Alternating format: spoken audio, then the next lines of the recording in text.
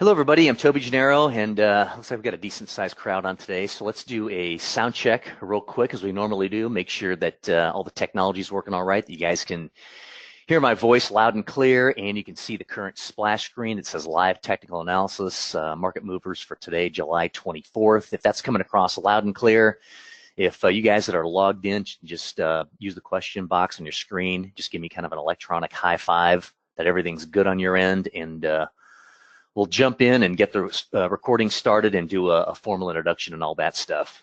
So if you can get that done for me, that'd be great. Give you a minute to do that. All right, it looks like everybody can hear. The technology's working fine. Chip, if you want to get the recording started, and then we'll do a formal introduction and get things going here. Hello, everybody, and welcome. I'm Toby Gennaro, and I will be your presenter for today. The topic for today is going to be live technical analysis. So I'm going to be talking through just a series of some specific trade setups in real time that I'm seeing in the markets, kind of what to do and what not to do in terms of looking at market price action and determining where and when to enter the markets.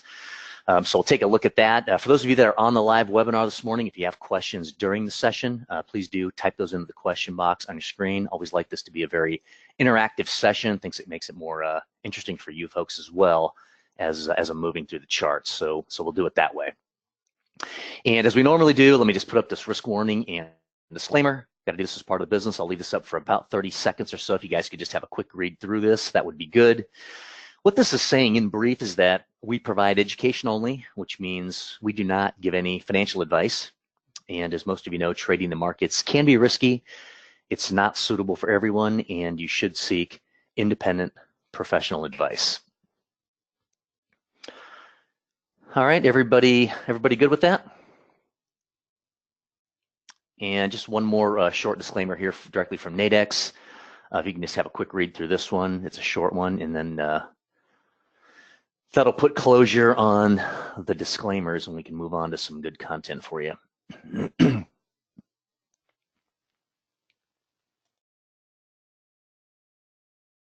All right, very good. So let's get to the task at hand. You can kickstart your trading every Tuesday morning with this regular feature from the trading team at Trade with Precision.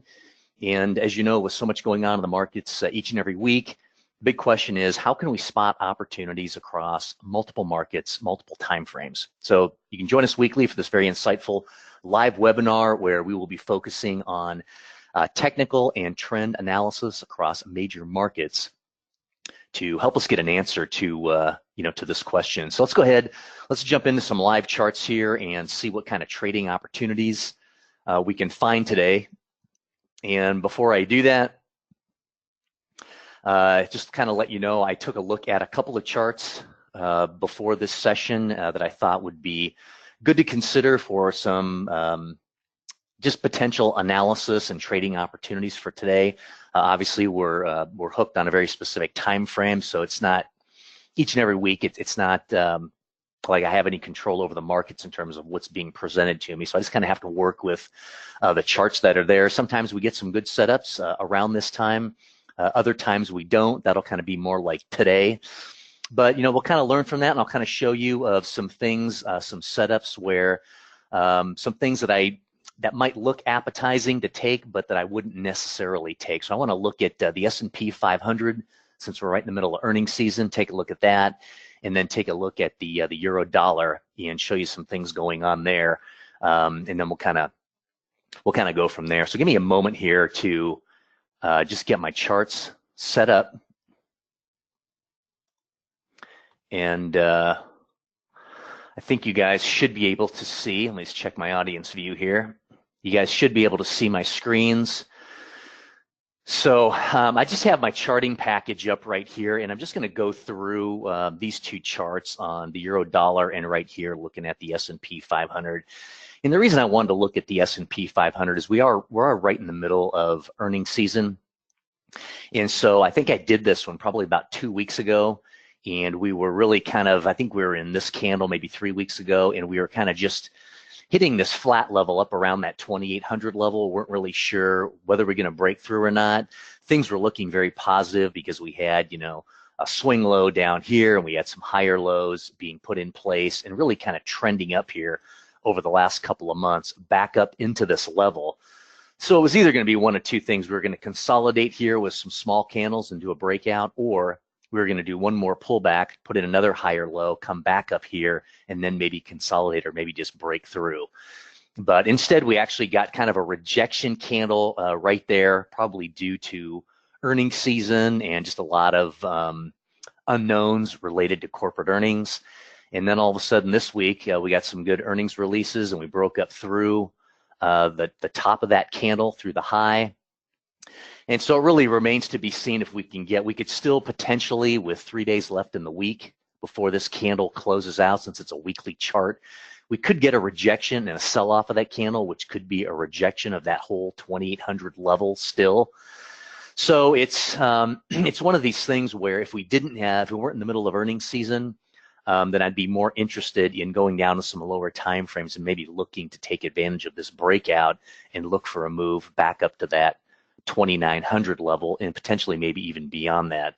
I don't think that, like probably with the rest of you, I don't think that earnings season is going to present a lot of negatives. It still seems like corporate earnings are going to be up.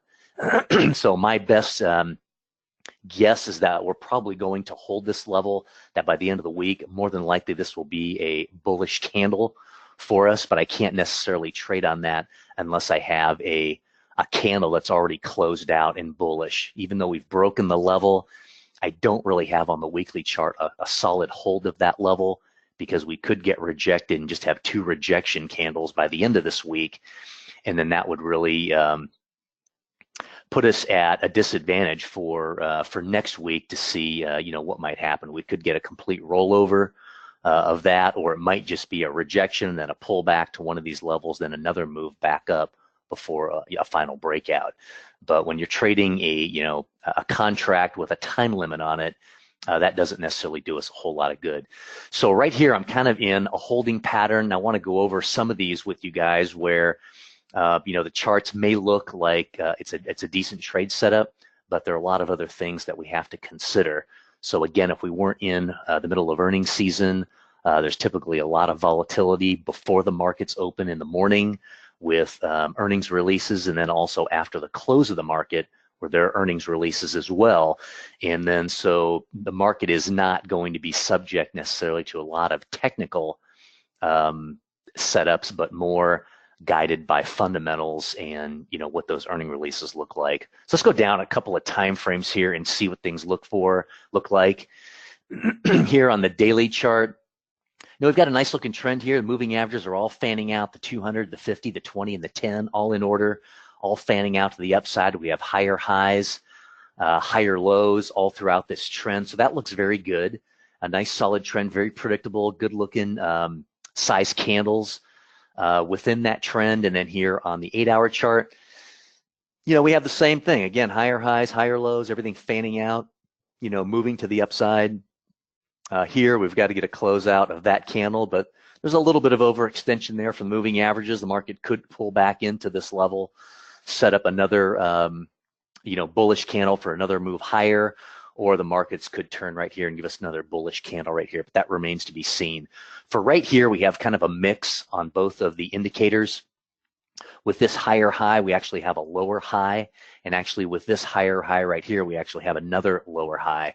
So we're getting a series of lower highs on the indicators, which means the indicator is downtrending while the price action is still uptrending, and we call that indicator divergence. So that tends to be a bearish signal when we get to some of these new highs, and if we also have a lot of overextension from the moving averages. This isn't a lot of overextension, but if we got something up around this level, then combined with some of this divergence would probably call for a pullback in this trend, and then I'd be looking for another setup in the buy zone amongst the 10 and 20 period moving average zones. And that's where we've been getting a lot of these setups with these bullish candles right in and amongst that black and blue line there. Got another nice setup there, a series of setup and rejection candles the last time we were here, and then we just got that nice candle there, and then the market took off again. The other thing is we kind of have a split decision here. We have really don't have a whole lot of divergence on the RSI. There's just slight lower highs right here, and then here is almost another higher high above this lower high. And so if we continue to trend, more than likely we're going to put in another higher high on the RSI. So whenever we get kind of a split like there, it's really kind of a toss-up as to whether we're getting some solid bearish divergence. We know we have it on the MACD, but we don't really have such a strong case on the RSI. And then on the monthly chart, we have some slight bearish divergence here for the first time, and then here we're really kind of at an even draw with the previous. And then if we keep rolling upward, more than likely we're going to be getting another higher high as well. So kind of a mixed bag of what we're looking at right here on the 8-hour chart. But there's no denying the trends continuing to move higher as well. And then going down to the 240 and the 120-minute charts, you can see the trend still in existence here with the pullbacks and still getting good setups in and amongst that 10-20 period moving average zone. Here, got another setup right there just in and around the moving average zone, break above the high, moving higher again. And you can see here a more pronounced, as we get higher highs in price, a more pronounced lower high on on the indicators. And then we have the same thing on the RSI. So that starts to present on the 4-hour chart just a lot of bearish divergence, which means at some point we're going to need a washout of all that divergence with a little deeper pullback, maybe on the 240 chart, maybe on something like on the 480 would be ideal. And then here, as we get down to the 120, we still have some of that divergence, but then also here with the most recent one, we're putting in a new high above that previous lower high. And so things start to get, again, a little bit mixed up. So we don't have a ton of consistency across the time frames with all of our signals, kind of giving me a go for continuing, with this trend. Even though we're breaking above that level on the weekly chart, things could continue provided that earnings go well in the next week or two, or things could pull back, things could consolidate along that 2,800 level for the next week or two of earnings, and then seeing what holds for the market here going forward. Right here, coming down to the hour chart and 30-minute chart, not a whole lot. Again, as you would expect, we're in a obviously we're in a bullish trend right here on these time frames, pulling back into the zone on the 30-minute, and then if we went down to the 15-minute and you're trading some of those smaller, shorter time frame contracts on Nadex, we've got some setups here, a couple of candles setting up in and around the zone. So we'd have to pair the 15-minute chart together with probably the 30-minute. The 5-minute, we have all of the moving averages out of order.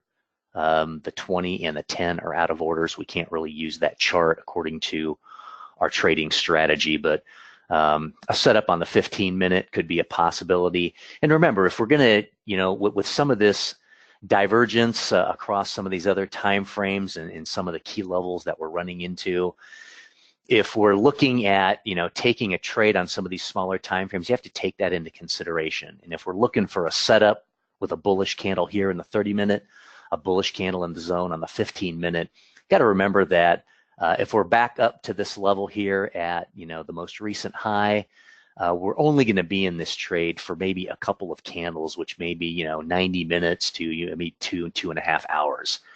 So in that regard, taking a trade from that perspective, in light of the fact on the higher time frames, we don't really have, a longer term setup that I like necessarily to be involved in the markets for, for maybe a couple of days. So that's kind of how I'm able to look at things and kind of gauge, if we get a setup here, then great. More than likely, it'll take a couple of candles to get back up to that current level, which is really right around, 28.31 and potentially higher. And then, that would be how I would gauge that. But for right now, looking at, the weekly chart and the daily, things do look good on a technical level. And so I wouldn't mind trading these in between for an intraday trade in between market open and market close. simply because I want to avoid the earnings releases prior to the market open and after the market close, because that's when you'll potentially get some wild moves in the market based on what some major corporate earnings are telling us. So that's kind of how I would play that game. So I just want to show you guys some of the chart setups and some other things that we need to consider above and beyond just the price action and just a decent setup that we're looking at. We have to be aware of, a number of things at times that are that are happening in the market. So that's one. Let's just take a look at some of the Nadex contracts right around that level, around 28.23, 28.25. Here I'm looking at some of the weekly ones, which would have about 3 days a time value on them.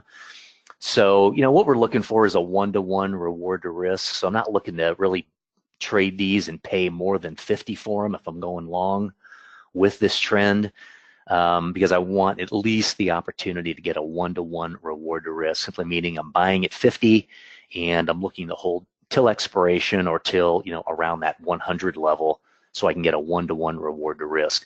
More often than not, I'm looking for something more than a 1-to-1. I'm looking for more of like a 2-to-1 or even a 3-to-1 reward to risk. And that gives me the ability to, over a period of time, over a set number of trades, the opportunity to even have maybe a 60% win rate, or more than likely a 70% win rate. But even if you're a horrible trader at 50%, if you've got a 2 or 3-to-1 reward to risk, then chances are you can still be profitable, even only being right half the time, if that makes sense to you. So we can take a look at some of these other ones. 28.34. That's going to be a strike price, breaking some new territory and some new ground above that 28.31 level. So that's certainly a possibility over the next 3 days. I mean, the market could be at 2,900, with some good earnings releases over the next 3 days by the end of the week. So there's just no way to tell that, and I'm not into a guessing game in terms of trading trading the markets that way. So I'm always looking for a very high probability in the trades that I'm taking. And right now I just don't see that in the charts, along with the earnings season information that's coming out. But these are just, if you were so inclined, these are a couple of contracts that are certainly worthwhile going in the direction of the trend, provided we get some good earnings releases. The market really could put in some good trending action here over the next couple of days. So we'll wrap up the S&P right there. We'll take a look at the euro dollar, see what that looks like. And so, been talking about this one for a while. We had this long downward slog, a long consolidation on the monthly chart. I mean, this represents, an entire, year or two worth of activity. Really going back to almost 2015 and beyond. But really just looking here, when we bottomed out, put in this retest, the market had really nice bounce off of that level. And then I'm just really looking for that pullback off of that level back into like a 50% level, coupled with a lot of previous resistance. And that's kind of where we're starting to get this little consolidation here for the last 3 months, getting some indecisive candles setting up just ahead of that 50% level and right around some of those previous highs there and some of those previous resistance levels. So typically at this level, what would occur would be buyers would step in, we'd get a bounce off of this level and potentially another retest of that level up at 125. So that would kind of be my expectation off of around some key levels like this, and a clustering formation right around some of these key sweet spot levels on the Fibonacci retracements. So here we can look at the weekly chart. Got some nice rejection candles from last week setting up. We've got a number of candles right in and around this level right here. If we can break through and chew through that 117 level, I think more than likely we'll probably come up here and retest that 122 level, where we'll start to see some resistance there. We'll start to see some potential resistance of that left shoulder right there, right around that 121 level as well. but I think we could potentially get a run at least up to 121, if not up to 122. But I don't really have a great setup of any kind technically that I can look for in the price action here. So if you'll notice, we have all the moving averages out of alignment, so nothing aligns there for me. I don't really have alignment of a minimum of at least 3 moving averages here on the monthly chart. So I really can't use either one of these charts for a trade setup there. If I move down to the daily chart, see if we can find anything here. Again, we've got this level, this flat level right here, kind of setting up around 117.5. We've got some nice rejection candles here. We're putting in some higher lows. We've actually got a higher high above this lower high. So we do have a slight change in trend here. That could be a bear flag. It could be, you know, a push and a reversal pattern bounce off of this retest right here, and a lot of bullish divergence here to potentially go higher and basically retrace this level right here. And what I would normally do is put in a Fibonacci retracement right here and look for that swing high to the lowest swing low, and then look for that bounce right back up into that 120,700 level. So almost right around that 121 to say that 120 level, between the 50 and the 62% retracement. Normally when we get a lot of bullish divergence and kind of a reversal pattern setting up, usually that bounce will bounce right back up into some of these levels, coupled with some other you know, solid levels of resistance from previous pricing. Then you'd probably see more than likely some sellers step in and then see the market roll over and potentially continue the downtrend. But we're looking at some very some high time frames here, so these things obviously take time. But more than likely, that's kind of the thought that I have here, is that's kind of my target level right here. But I really can't find a good setup on any of these charts to leverage that. So in my estimation and in my trading, I don't take trades unless I have a good technical setup that supports my overall theme in terms of where I think the market's headed. So looking here at the 8-hour time frame, really nothing, again, I mean, nothing really trending here. Everything looks pretty much kind of sideways, which is what it's been here for the last, you know, really quite a bit of time. And if we move down to the 4-hour and the 2-hour, a lot of sideways market action here. We've got, you know, a high level set in here. We've got a low level boundary set in here. The market's just kind of oscillating between that range. At some point, the market ranges like this, and then at some point it breaks out of this range, either to the upside or to the downside. My thought, based on some of those higher time frames, is that it's going to break out to the upside. But again, I don't have anything telling me that. A lot of times when you get, you know, a flat level, something like this, where we have at least 2 touches of a level, if we do get a 3rd touch of that level, chances are pretty good that we could get a breakout to move out to a new higher high and start trending again. And so a lot of times within this range, the markets will set up that flat level. It'll break down, look like it's coming down to test the lower level of this range, and all of a sudden it does about a 50% retracement, puts in a nice rejection candle, and then starts to move back up to retest this level, and then starts to set up a flat level breakout going in the direction of, you know, higher time frame trends, which you know, we've already kind of identified on some of those higher time frames. So those are you know, some things that I'm looking at. The indicators don't really tell us a whole lot more than that. If we go down to some of the lower time frames, looking for some intraday trades, you know, things don't look all that great there either. Here we have just a lot of sideways action. If anything, things are breaking lower on some of these time frames. So even though we have you know, an idea of something that looks good and a potential target here longer term on the higher time frames, I just don't have a setup in the charts technically to help me identify an entry point, and then to help me identify, you know, where this market may be headed. So in this case, it's going to be a no trade for me. But I think it's important for us to look through not only some of the great trade setups that we do find on Tuesday mornings, but also look at the ones where hey, it's kind of looks like kind of a guessing game. And I think as you can walk through these along with me and look at these, I think you can start to get your eyes trained to identifying that, hey, you know what, there really isn't anything here that's supporting my hypothesis of this market heading higher, other than just some educated guesses around the price action and some of the individual candle structures here. And that's just quite frankly not good enough for the kind of trading that we do technically and for my risk level personally. So I think in looking at some other trades like the S&P, that breakout level on the weekly chart certainly looks a lot better than anything that I could find here on the euro dollar. And so out of these two charts, I'd be more inclined to look at maybe pursuing something on the S&P if we weren't right in the middle of earnings season.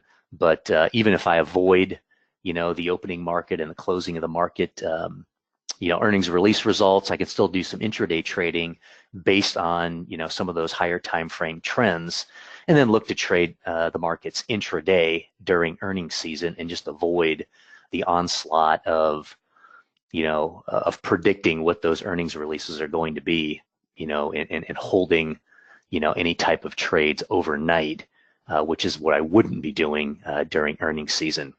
So I hope that helps. Let me just that'll be the two markets that we're going to look at. Let me walk through just the final. Just looking at the final slide here and kind of walk you through some of the details of what you guys can be looking at going forward. So what Nadex is doing here by hosting these events every Tuesday morning is that they're really making an investment in your success as an investor, and that's why they sponsor events like this today, just for your benefit.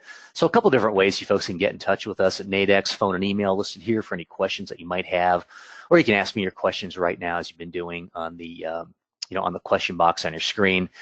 Demo accounts also available through Nadex to provide you some familiarity with the contracts we've been talking about today. You can just get a call into the 800 number and they'll set you up with the platform and a demo account to get you started. For current members of the Nadex exchange, if you'd like to begin trading again, just log in to nadex.com. Take advantage of the advanced education webinars that we offer that will teach you a couple of new trade strategies and the technical analysis that we've been talking about today. I think it'll help take your trading to the next level. If you are completely new to Nadex and would like to sign up for an account, just go to nadex.com. Once again, click on the orange box. I believe it's in the top right. It says something like sign up. Fill in your details there. Someone from Nadex will respond via email to get you set up and get you started. Before you sign off, there's a short survey upon your exit. Please let us know your thoughts there. And I'd certainly like to thank you all for joining us again this Tuesday for a quick look at some key markets. And this will conclude the webinar for today. And so have a great rest of the week trading, and we'll look forward to talking to you next week. Take care.